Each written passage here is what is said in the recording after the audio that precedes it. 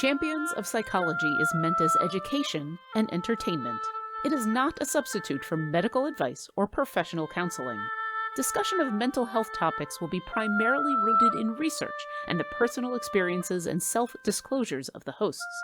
While we can provide generalized education and possible mental health resources, we cannot offer any recommendations, advice, or opinions for any specific persons, cases, or situations. We provide these resources and links at our sole discretion, but have not necessarily vetted or reviewed any resource. We assume no liability for the use of the information or resources on these sites, and we encourage you to use your own best judgment.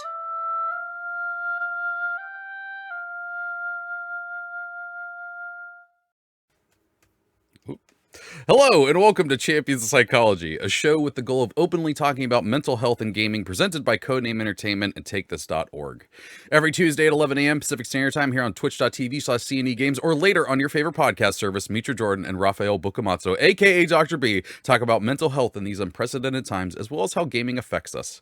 If you're here with us live in the chat, you can leave a question that I, Treavor Bettis, the new community manager for Untitled Champions, will ask them later in the show. But until then, Mitra, Dr. B, who are you for people who may not know? Oh, you're muted. Really should learn to unmute at the right moments. So I'm Mitra Jordan. My sense of timing is usually better than this. I'm a registered clinical counselor working out of Victoria, British Columbia. I work with adults mostly, sometimes families, couples, and I often talk about games and gaming if clients bring it up, of course. And games as a source of mental health and a mental health strategy sometimes with games and gaming. So that's me. Yeah. And I am Raffael Boccamazzo, better known as the Dr. B for long Italian name reasons. And Every time. I am, what's that? I laugh every time. Every I know, time. It's great. Just tells you that my delivery is so good. That's why all the dad jokes work when I tell them. Oh, boy. Oh, we had to come to that, didn't we? Of course we had to come. We'll come to that later. We live there. This is not a place we just visit.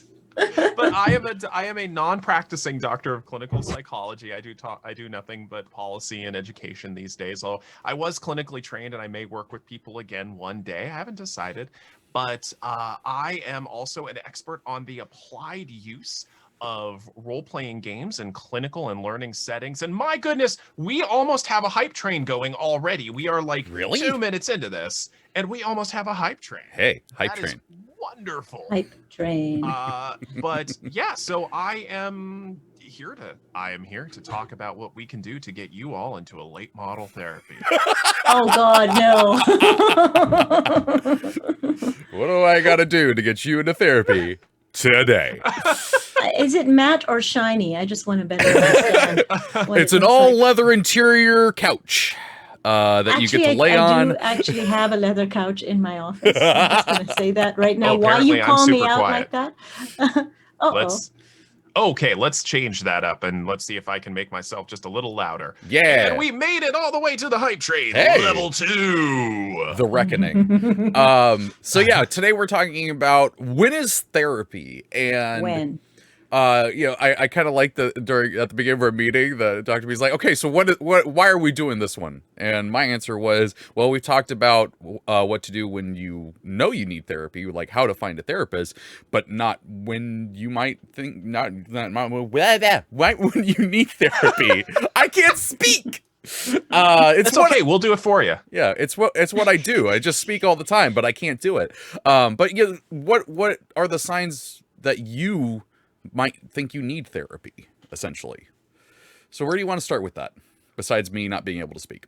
Well, I think we should ask the active therapist first. Hey. When is therapy? Yeah.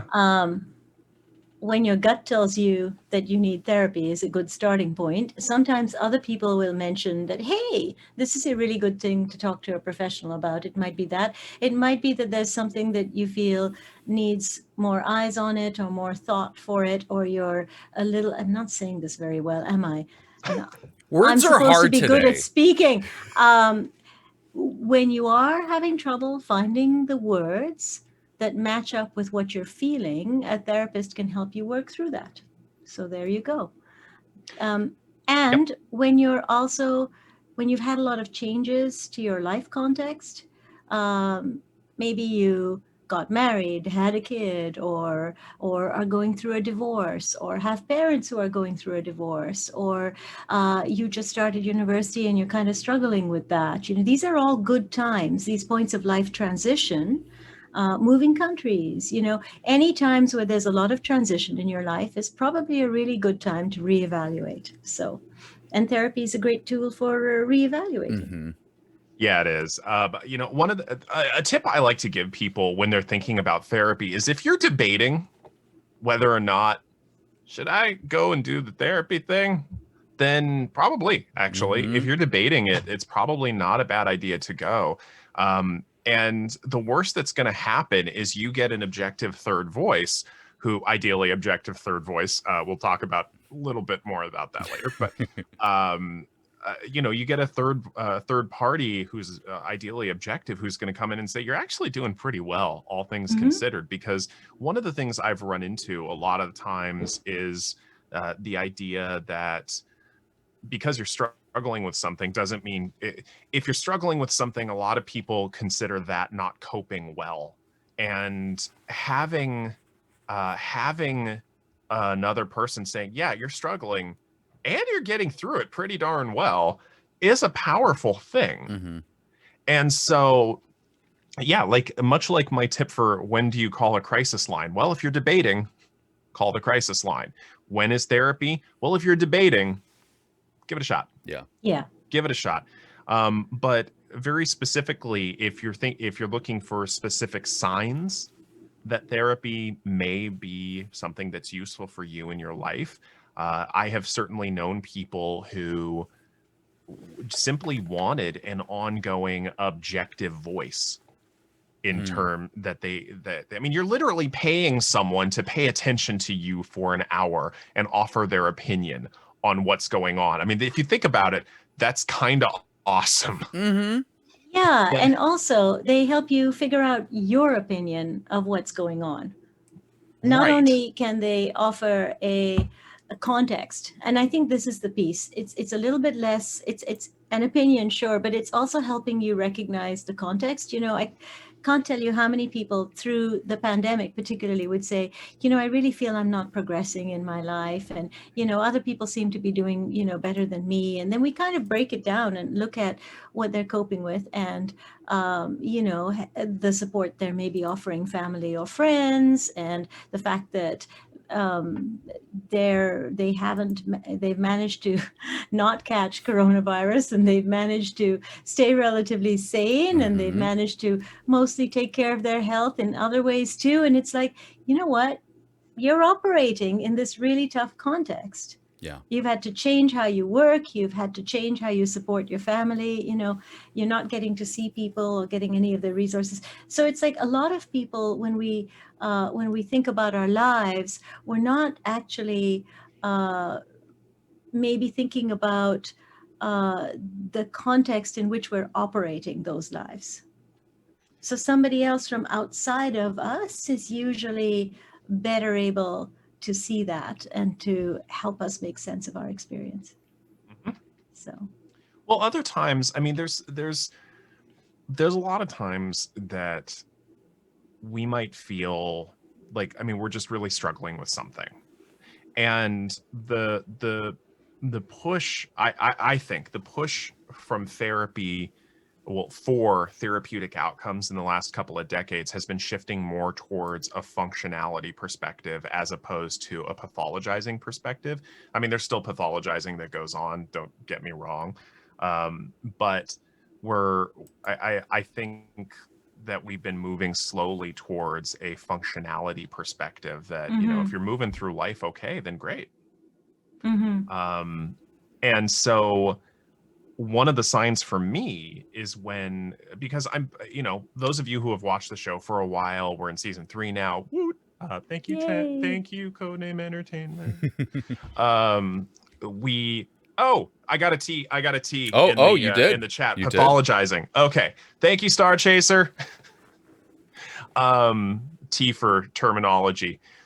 So pathologizing, if you look at the history of psychiatry and psychology, it hasn't been a pretty one, especially if you go back 80 to 100 years ago, that it was used in a lot of very oppressive ways. Not to say we haven't fully escaped that, but we have learned in many ways from mistakes of the past, and we will continue to do so as we go forward. A lot of the way that psychiatry and psychology was used, especially 100-ish years ago, was to separate the good from the bad, the sane from the insane. And I mean, just as a way of clarifying those terms, like sanity, sane, it's a legal term. It's not even a mental health term these days. So when I say pathologizing, I mean, specifically they're there to give a diagnosis and say who's sick and who's not. There's a lot of controversy around the medical model of therapy and psychology. That's a whole thing unto itself. Social model versus medical model versus strengths-based model. I mean, we're getting way into the weeds on that one, but that also comes into play when we're thinking about what therapy can do for us and why we might seek it. And so, especially for me, I'm very public about my autism. And there are a lot of times, because I have a social disability due to my autism, that I feel overwhelmed and I feel exhausted about going through life as a Linux in a Windows world. And my therapist and I, we work together on some of that stuff. Exactly. And that's where we're working with what you call functionality, ways to be that Linux in a Windows world, as opposed to pathologizing, which is really about diagnosing. So initially in the history of psychology, diagnosing was the big piece, because that's a big piece of the medical model. So you go in there and you diagnose what's wrong, and maybe figure out a treatment plan. And in the sense that treatment plan is about sort of functioning in the world, but in the early days, the treatment plan was much more about, well, this is who you are. And there was much more of a you are now stuck with this negative identity. Well, I mean, approach. Freud talked about it as the talking cure. Yeah. There's this idea of curing mental health challenges, which I think a lot of us have shifted away from. Yeah. So a lot of it now is about what we are dealing with in therapy. The talking piece is helping a person come to terms with possibly other mental health challenges they have, but also just how to make better sense of your life and your choices going forward, how to operate within the context you're in, and how to create new contexts that are more supportive for you. And that would look like, your context is a terrible job. Well, what sorts of things can you do to what is there training? How do you move forward? What would it be like to do a job search or any of those things? And so therapy can actually help support you through those kinds of transitions as well, and make sense of whether you need to change your job, or is it your perception of your job that's the issue? So it's about unpacking all of those things, elements to your life, and making better sense of them. And you're bringing up a good element, Mitra, that the idea your confusion for me is like a big red flag. And if I'm confused about something and I can't resolve that confusion, that's when I'm like, hey, appointment time. Yeah. When do you have an opening for us to chat? Because there's just something I can't work out on my own. Whether it's, and you in our pre-production meeting, you brought up the idea of cognitive dissonance, basically, and the quick version of cognitive dissonance is you think the world works one way, the world doesn't work that way, and it brings up an icky feeling that you have to somehow resolve. That's a perfect description. I love it. I'm going to keep that. It's an icky feeling you somehow have to resolve, because these two things are really just not lining up. This is how I think the world should work. Yeah. The world somehow defied my expectations, because the world's never done that before. Gosh, no. Well, and getting into that, one of the more prominent undergrad textbooks on that topic likes to say we are not rational creatures, we are rationalizing. And often for many of us, it's easier to rationalize that dissonance away than adjust our worldview. And but yeah, that's a whole and different we do topic. tell ourselves we're the problem some of the time. And how I like to express that with people is like, does your world kind of fit you more or less, or do you find you're like pretzeling yourself into all kinds of uncomfortable shapes to kind of fit into your world? Mental gymnastics. Yeah. It can't be me, it's others. But A whole spirit squad of cognitive dissonance. oh my god. There's like a little chorus that sort of an a cappella chorus that lives in Dr. B's head, and it's not comes a out at the cappella. best times. Oh, no, It's not this music. There's a whole marching It's a full band. orchestra. Is that what's Oh happening? no, I've got an entire cadre of musicians that come I out love it. at various times for various reasons. That's Sometimes it's just a troubadour with a guitar and a harmonica. Other times it's freaking Ben Folds with the entire Australian Philharmonic. It's ridiculous. But no, Herkwork, that's exactly right. No, it's the children who are the problem. Could I be so out of touch? No. Oh, Armin Tamzarian. Deep cut.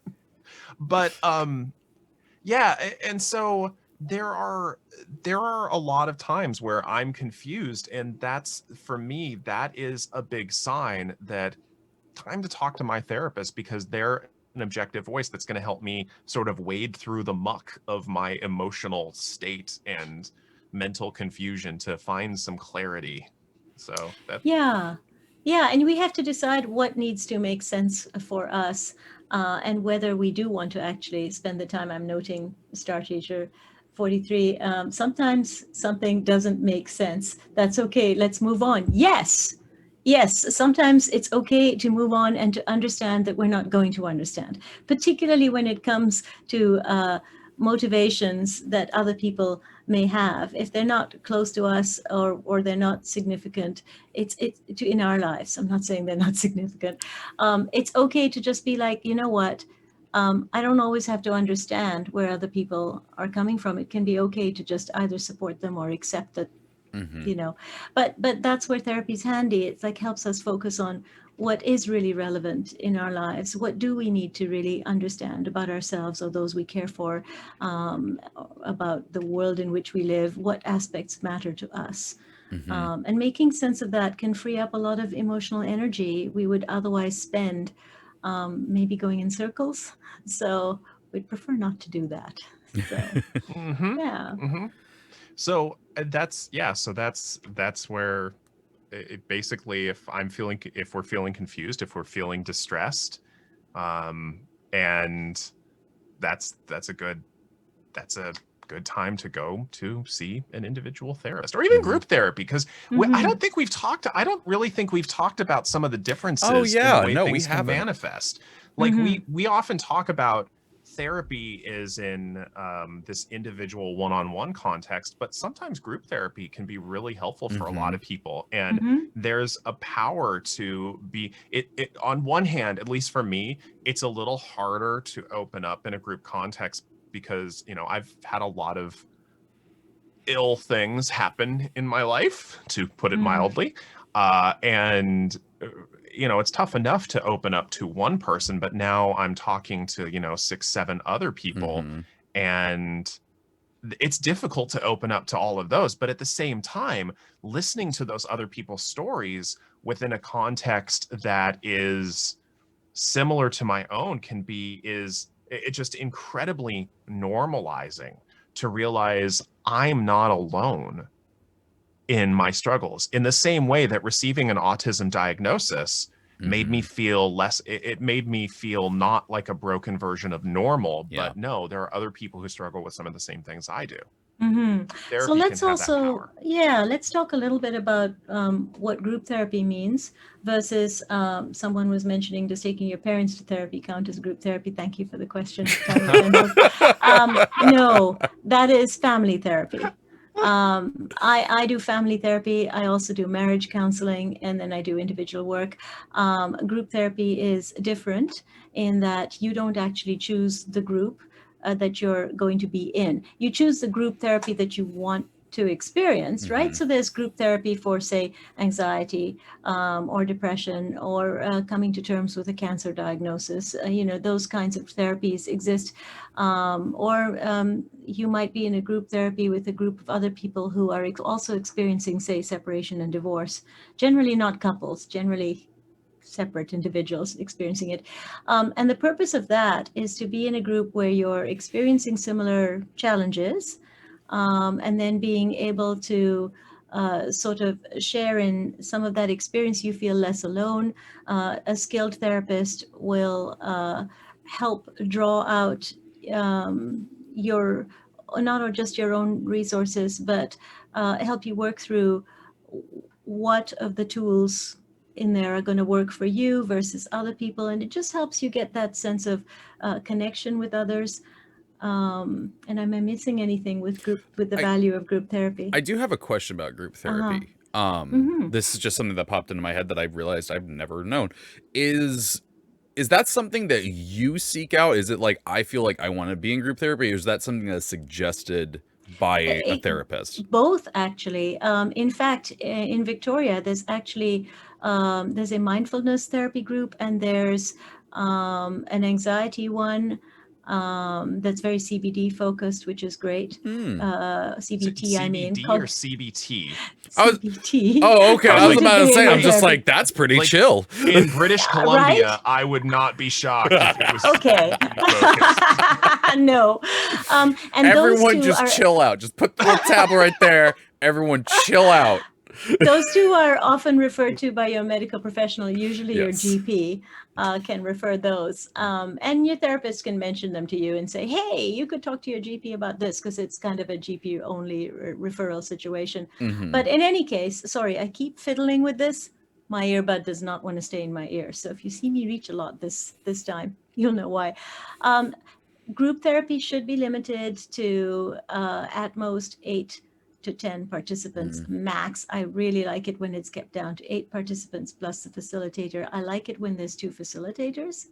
Oh, okay. Yep, That because can be really helpful. not only do they keep each other accountable, but they're also better able to manage and support the group. Yeah. So it can feel like there's a lot of individual focus and support within the group. I like to see really small groups, because I think sometimes it's really challenging for people if it's bigger than that. It can feel unwieldy and it can feel a little unsafe to share. So it's really important in a group situation that the group be small enough that when you walk in, you feel like it's kind of a more intimate setting. Yeah, because there's so with group therapies, and I haven't, it's been a while since I've worked with people specifically, but it's been even longer since I did any group work or group therapy work. Psychoeducation's a little different, which I've done. But when it comes to group therapy, there's a balance to be maintained between having the group and having a group, and also having the space to share your story. Absolutely. Because if you've got 20 people in a group therapy setting and you've got 1 hour, I mean, just do the math. Everyone's got between, you got 5-minute intro, 5-minute outro, you've got 50 minutes in between. And so everybody has 2.5 minutes to share. Yeah. And what happens in those situations is inevitably the people who really actually do need airtime are often the people who are quieter and who don't take up much space and who are very conscious of taking up space. And then you have, of course, the people who are super comfortable just being a little bit out there and more extroverted, you might say, or certainly more willing to take up space. And there is no room. There is then no room for them. I need to read this comment from C.Y. Morgan, who says, I can't imagine a therapy group for ADHD. I feel like it would be all of us trying to talk at the same time. Well, actually, so stuff like that does exist. Yeah. And I will say I used to do social skills groups for teenagers who often were autistic or had ADHD or were neurodivergent on some level. And there are some tricks for managing that. Yeah, definitely. There are definitely some tricks. Yeah, but it's great because you can start to figure out who you are, and if you're, if you're an impulsive chatter, and you tend to jump in, then it's good to know that about yourself, and that comes out in these kinds of smaller groups. And now I'm going to do my Carol Burnett thing, as somebody in chat Star said. Chaser. Thank you, Okay. Star Chaser. Listen, Oh, Tiny God. Pencils, I'm not Stay in saying it. I bribed everyone with snacks. I'm not saying I bribed everyone with snacks, but I'm saying that snacks were periodically available when we had really... I'm saying that it worked on me as a child, and I'm not afraid to admit brought that. in snacks from time to time. I'm saying snacks would have been awesome, and why did no one think of this? No, I like especially small portable like fruit snacks that that I think like the Knott's gummy fruit snacks. That was amazing as praise for people and reward, because that's the really cool opportunity I think about group therapy settings, is that you can. It's not just a therapeutic thing; it's a social thing, and so you're getting some of your experiences normalized, but at the same time, you're learning to exist within a social network of supportive people, which has its own skill set, and it's really cool. But I wonder if we should start talking about what isn't therapy for, because I don't want us to be like therapy is amazing for everything, because it's not. It's not. Yeah. First, let's go ahead and take our Mitra disclaimer to remind viewers and listeners of what's going on here, and then we will dive into that. So we will be right back. Champions of Psychology is meant as education and entertainment. It is not a substitute for medical advice or professional counseling. Discussion of mental health topics will be primarily rooted in research and the personal experiences and self-disclosures of the hosts. While we can provide generalized education and possible mental health resources, we cannot offer any recommendations, advice, or opinions for any specific persons, cases, or situations. We provide these resources and links at our sole discretion, but have not necessarily vetted or reviewed any resource. We assume no liability for the use of the information or resources on these sites, and we encourage you to use your own best judgment.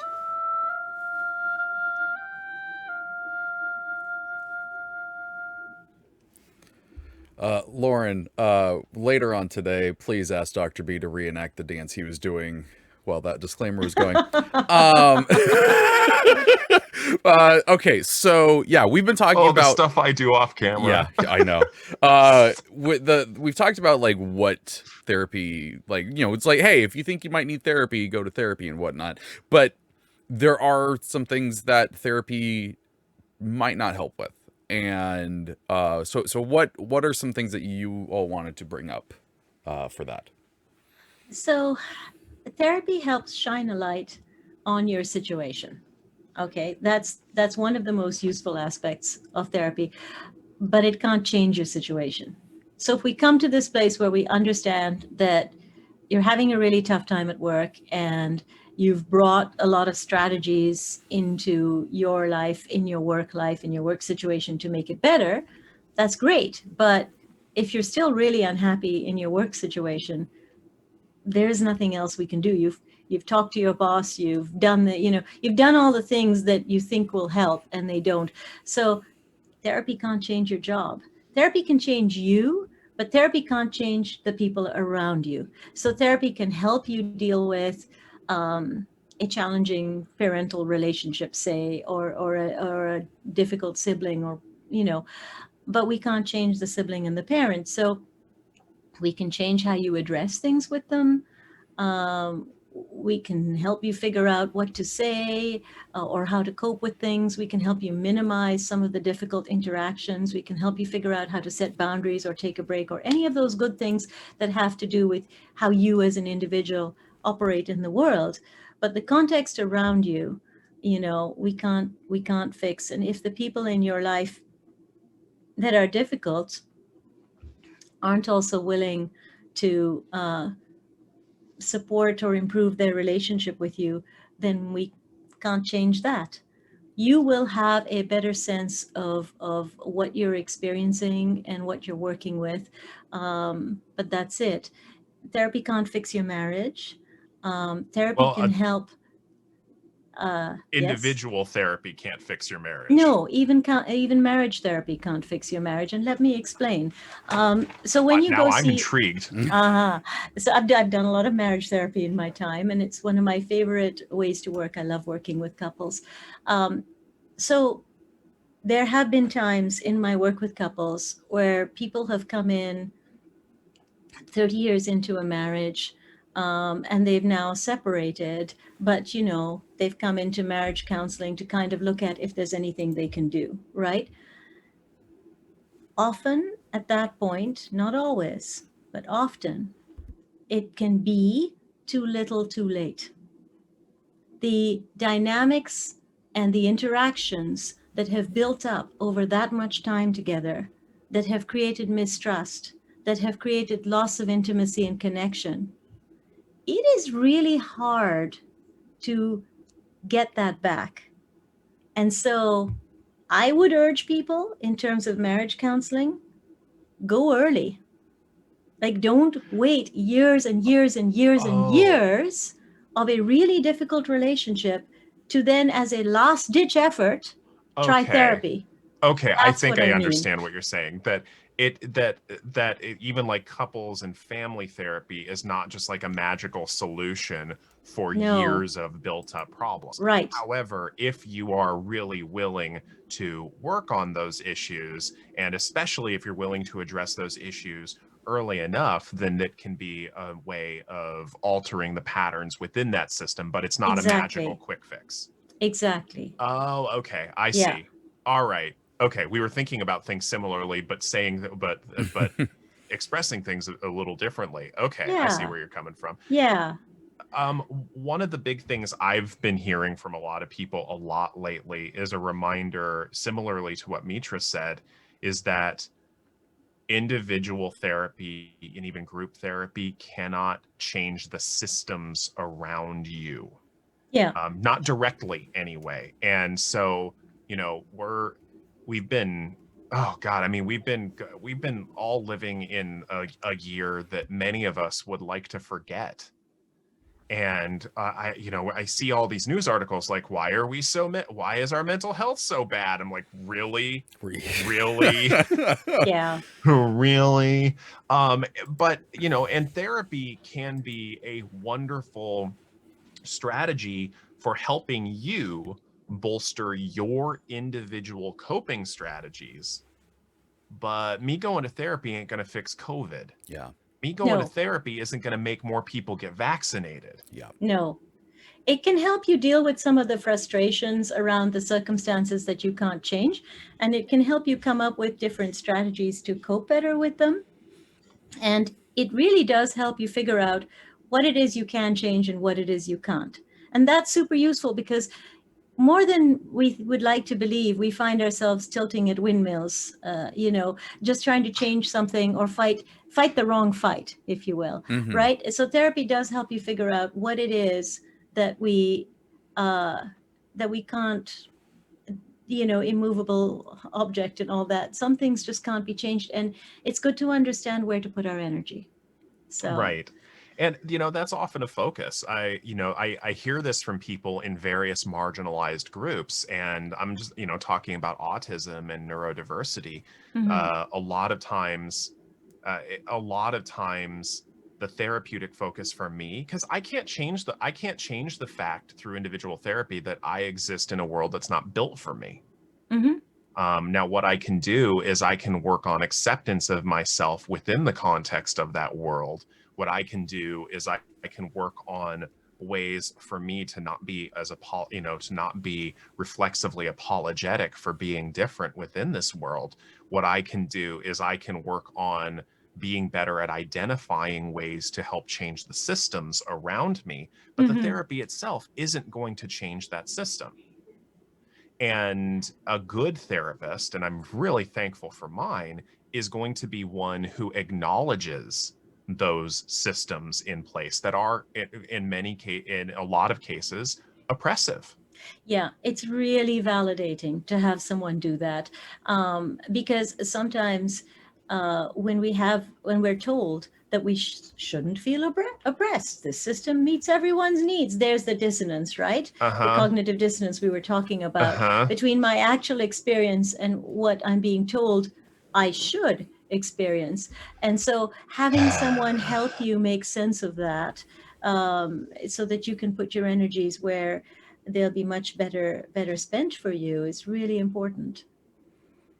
Yeah, and also to cope with the very real frustration of, Yeah. especially if you are a person who exists within one or, at the intersection of one or more marginalized identities, that the powerlessness that often accompanies existence, at those intersections.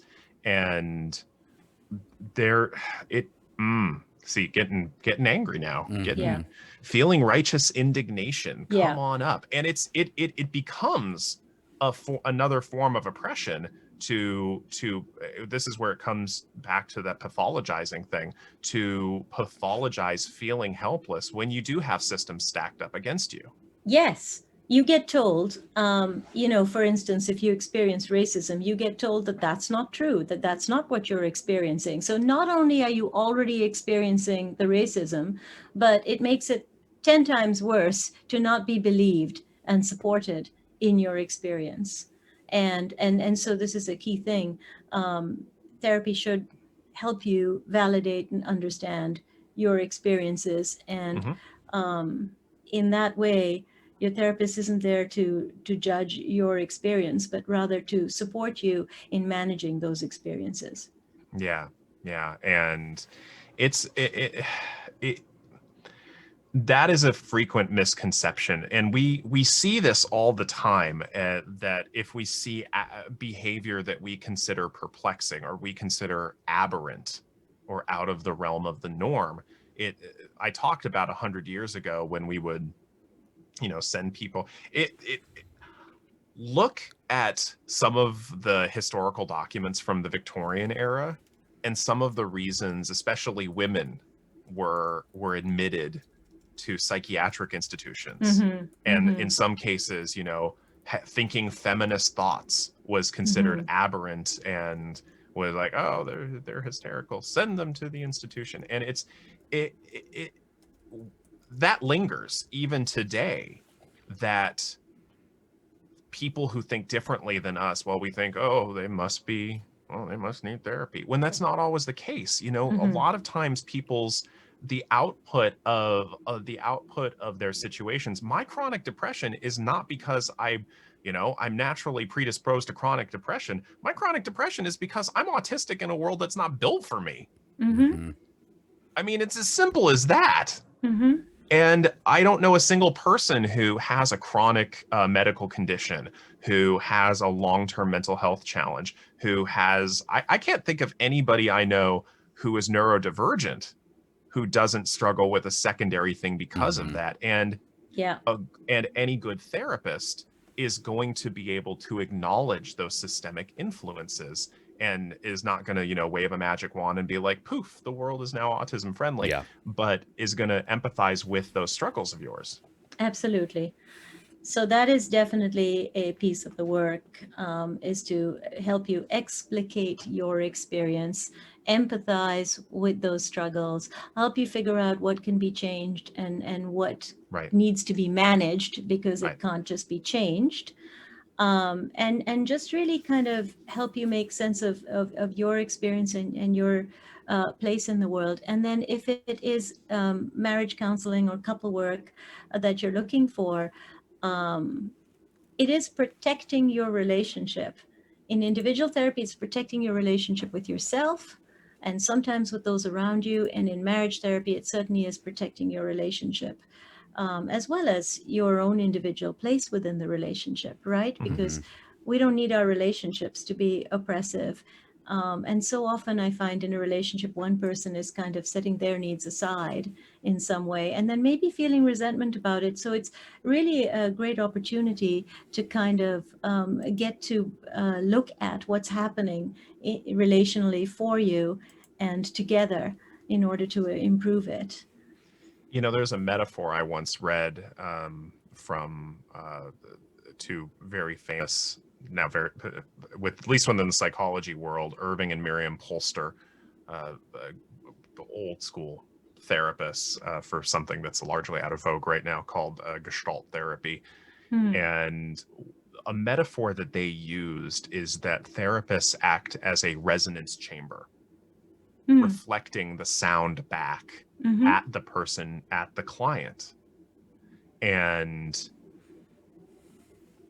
being able to distill that, reflect what they're hearing, can be a powerful tool in sorting that thing out. And it's that in and of itself can be a powerful experience, just to regardless of whether you have a diagnosis or not, to hear an objective third party sort of voice that back to you that you are saying, that can be enlightening in and of itself.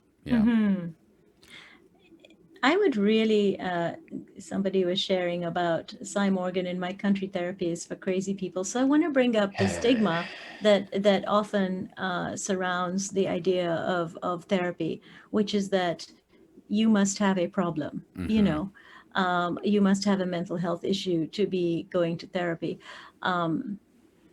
You know, I think therapy can often be a real sign of health, which is that I want to look more closely at this thing that scares me. You know how some people put off going to the GP? There's something wrong. And I understand, and I'm going to really bring this to the fore. A lot of people don't have good medical care, don't have a doctor, and going to a GP is super costly. So I'm not talking about those reasons, because those are really valid reasons for struggling, you know, in terms of not getting your healthcare needs met. And I'm so sorry, because I know that good medical care isn't always available.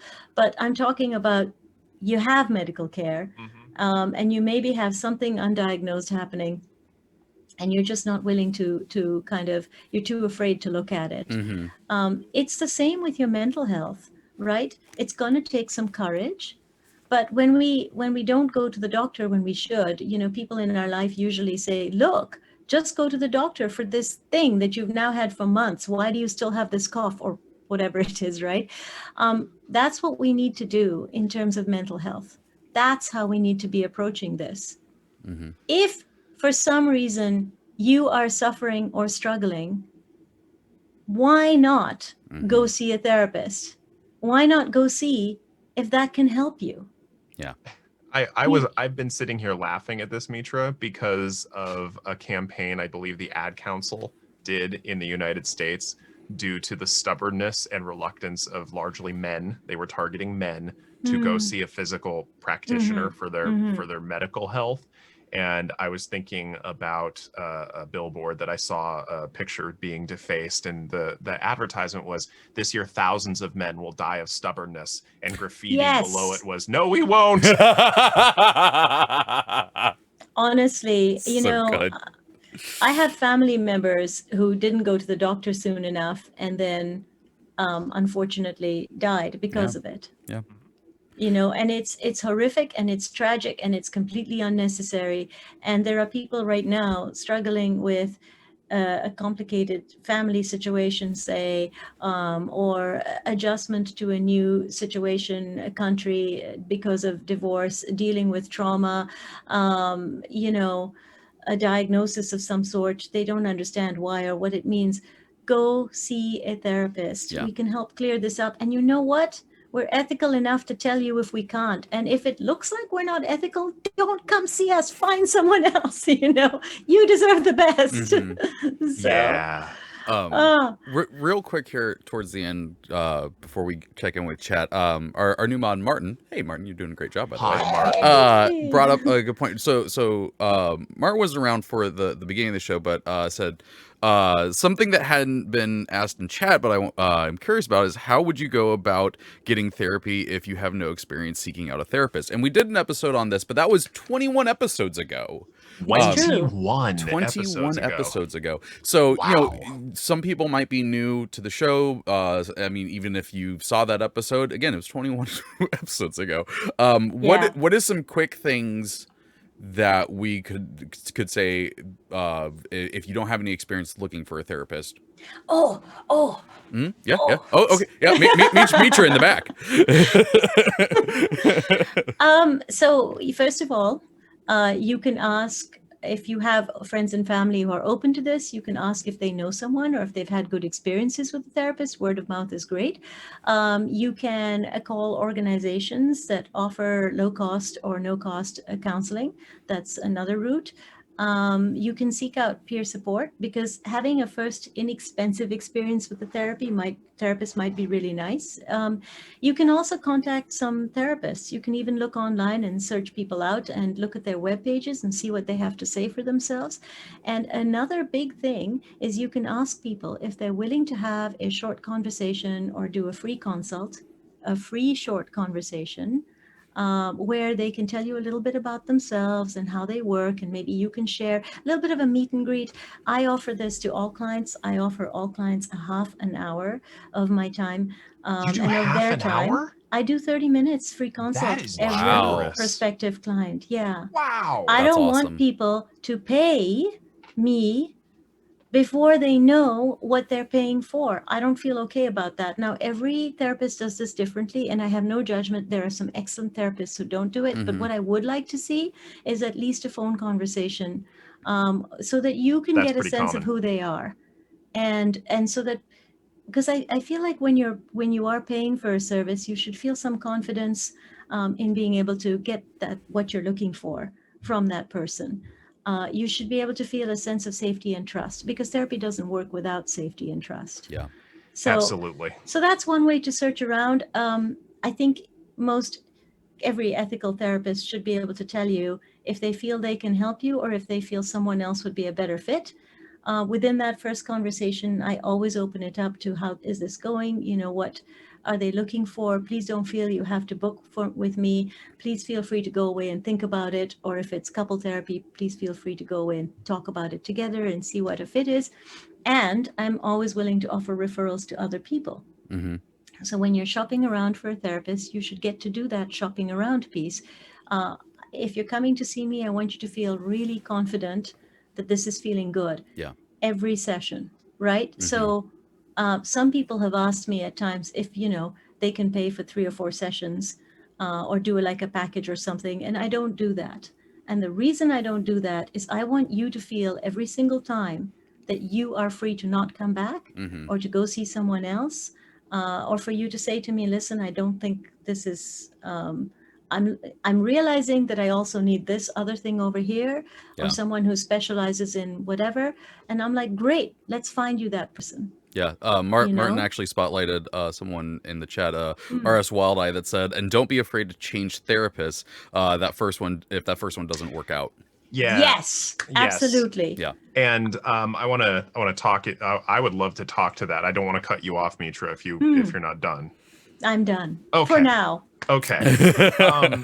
So what I would say is there is find the right fit in terms of therapists. And one of the things we know is that the relationship, the connection, can you get a vibe that you can trust this person, is the single most important controllable factor in the outcome of therapy. Technique matters less than that connection. And one of the things you can do is you can go to takethis.org. And we've actually got some great mental health resources on over at Take This about how to find a therapist who works for you. It's probably our most utilized resource. But excuse me, when I met with people, something I was big on telling them is, because they were often nervous to talk to me, because the way our medical system is set up, there is a power differential, that I was the one who had so much social power in that circumstance. So I tend to like therapists who go out of their way to make it more egalitarian as much as possible. And one of the things I would remind people I worked with is, I work for you. Mm-hmm. You're my boss. Yep. Yeah. You are my boss. 100%. I work for you. Yeah. And that was, in and of itself, just such a revolutionary idea to so many people. Are like, wait a minute, you do work for me. That's weird. Because they felt like they had to meet up to my expectations. Like, no, you pay my bills. So I work for you. Mhm. And So finding a therapist who meets your needs, one of the questions I would often ask people when they would come in to see me is, what are you not looking for? Yep, me too. Because that in and of itself can be a powerful question, because it's not something a lot of people think about. And usually the answer was, what I'm not looking for is someone who's going to be like, yeah, yeah, well, tell me about your mother. Yeah, and the problem was you were toilet trained at way too late of an age. And it just something like that, the sort of classical stereotype of what therapy is. And so instead, we talked about the sort of delivery methods they were looking for. They were looking for someone who offers a lot of, and we haven't talked about this, psychoeducation. My bias is to offer a lot well, my bias was, because I don't do it now, well, I guess I do. I mean, this is all about psychoeducation, what we do. I want to educate people as much as possible, to put the power back in their hands. Definitely. And that in and of itself, because, the medical model is steeped in mystery and steeped in, well, I'm doing this for your own good, but I'm not telling you why. And so psychoeducation, basically telling people about diagnoses, giving them resources, empowering them to basically be their own therapist in so much as they can. That was a huge part of the way I worked. And for some people, that was a tremendous fit. Yeah. For other people, that was not a good fit. And you know what? That's okay. I wanted to refer them out to the people who were going to do them the most good, because that's the goal. Yep, exactly. Exactly. I think I sort of straddle a line between kind of psychoeducation, if that's what a client needs, and really helping them also just explore where they're at emotionally. I do end up working a lot with grief and loss. I also work a lot with social justice issues. And so, yeah, it's all what you need. But at the core of it, for me, it's about helping you come to some fuller understanding of your own response, because we often don't allow ourselves to feel. So how do you cope with what you're feeling, and how do you manage your feelings on a day-to-day basis so that they're not running you, but rather you're able to kind of really fully embrace your life. So basically, how to be the best you can be. Well, yeah, but not in some kind of schlocky way, man. I just, it like. Hey, Mitra. It's a lot of the, hey, Mitra. How to be the best you. Oh, no. Here we Mitra. go. It's a hey, Mitra moment. Yes. Mitra, let me show you this late model therapy. There's so much trunk. We can put so many coping strategies in the trunk. It is a hatchback, so you can fold the seats down, put so many coping strategies, so many strengths. The shocks, the tires, they're so amazing. I just love that idea. We can fit so many coping mechanisms in this room right here. Look at this engine. This is we got going the engine to to run all the mechanisms. Oh no, it's an ATV, all trauma vehicle. We're going to bring this to your attention. No. Okay. Folks, this is how it goes. This is why it amazes me that we actually get a show together every week, because this is at least half of our meeting. I do want to say real quick, Cyborg had a comment up earlier that was some of the fight of like, oh, they told their coworker that they were going to therapy, and their coworker was like, why? And I could relate. I had a moment like that when I worked at a restaurant where I'm like, oh, I can't take that shift, I have therapy that day, and they're like, you go to therapy? You don't seem like you need therapy. I'm like, that's my secret. I always need therapy. You don't seem like you need therapy because I'm in therapy. You answered your own question. Yep. But that actually kind of works nicely into Herkwork's question, which is, what is the difference between therapist and psychologist? Okay. Mitra, you want to take this one, or you want me to go into the lengthy Dude, legal you're the explanation? psychologist. Well, no, I'm technically not, and that actually gets into some things. If you notice, gang, I never refer to myself as a psychologist because I am not a licensed clinical psychologist. Remember, I say I'm non-practicing because doing education and policy doesn't require an independent license to practice. Now, different states, different regions have different classifications for what constitutes a mental health therapist and what constitutes a clinical psychologist. And generally, the difference is psychologists, clinical psychologists, have a doctorate in psychology and have passed a licensure exam to be a practicing psychologist. And they can do therapy, they can do testing, like personality, cognitive testing, that sort of thing. Whereas mental health counselors do therapy. They don't Yep. do all the messy testing stuff. Yeah, we do not do testing. We can recommend or refer for testing, but we don't do testing. We don't do diagnosis. We can look at clusters of behavior and help you sort of maybe recognize certain behaviors in yourself, but that's not the same as diagnosing, and we stay away from that. So Well, yeah. and that's a regional difference, because here in the United States, they're therapist. So what do you, R.S. Wildeye, what do you call someone with a degree in psychology who has no certifications? Well, if you notice, I only refer to myself by my academic degrees. I am a doctor of clinical psychology. I never refer to myself as a psychologist. And because it just got brought up, the difference between a psychologist and a psychiatrist went Has to a medical medical school. degree. Yeah. They went to medical school and they prescribe. But here in the United States, Mitra, mental health counselors, those with master's level degrees who are licensed to practice, they often can diagnose. Yeah. Right. And here in Canada, no, they do not diagnose.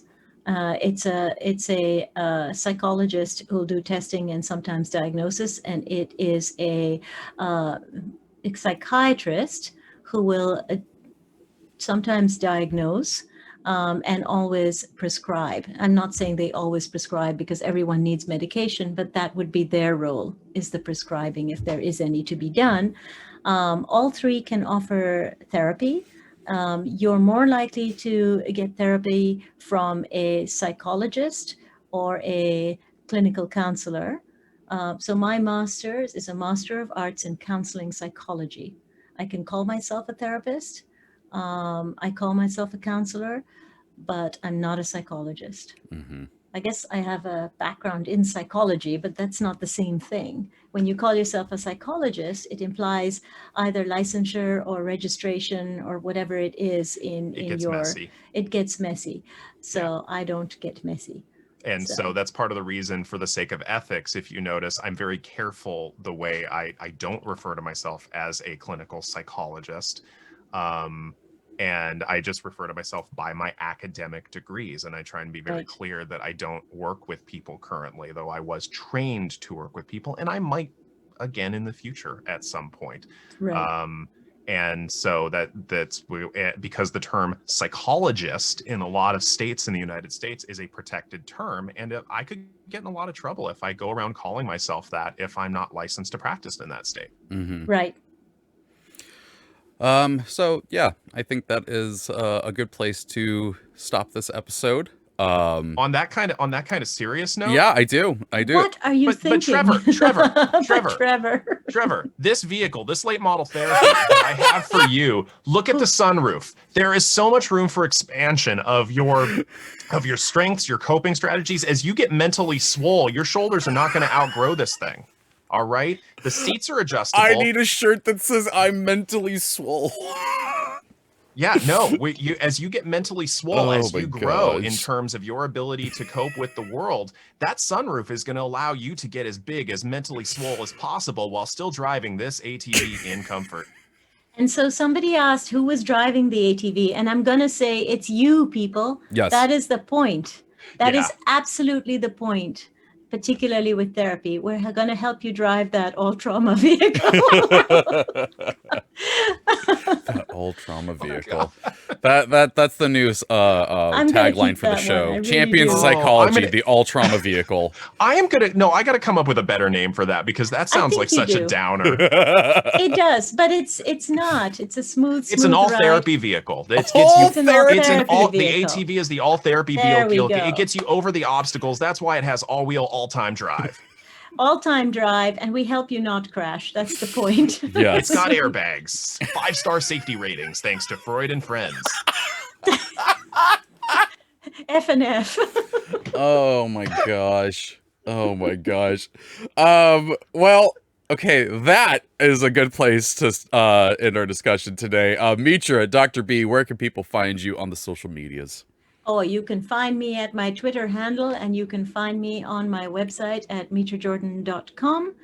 But I don't get around as much as this guy.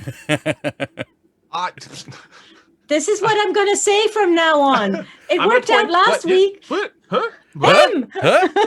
But no, I can. I'm found on all the socials really at the Dr. B, TheEedoctor, B as in boy, and yeah, you can follow me there. But it's really more important that you follow Take This at TakeThis.org on all of the socials.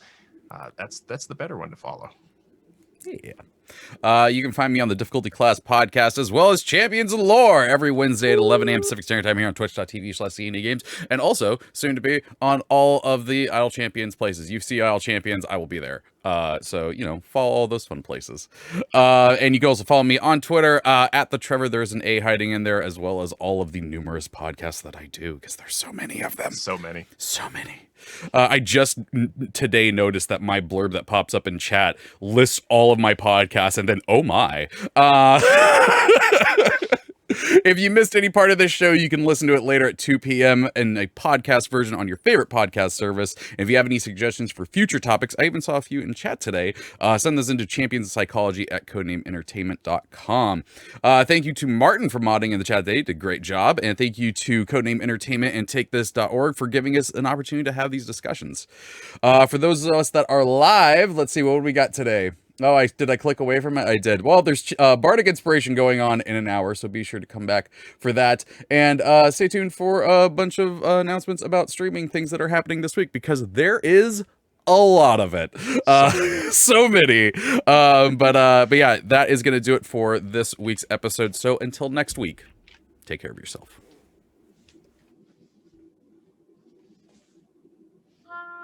Champions of Psychology is meant as education and entertainment. It is not a substitute for medical advice or professional counseling. Discussion of mental health topics will be primarily rooted in research and the personal experiences and self-disclosures of the hosts. While we can provide generalized education and possible mental health resources, we cannot offer any recommendations, advice, or opinions for any specific persons, cases, or situations. We provide these resources and links at our sole discretion, but have not necessarily vetted or reviewed any resource. We assume no liability for the use of the information or resources on these sites, and we encourage you to use your own best judgment.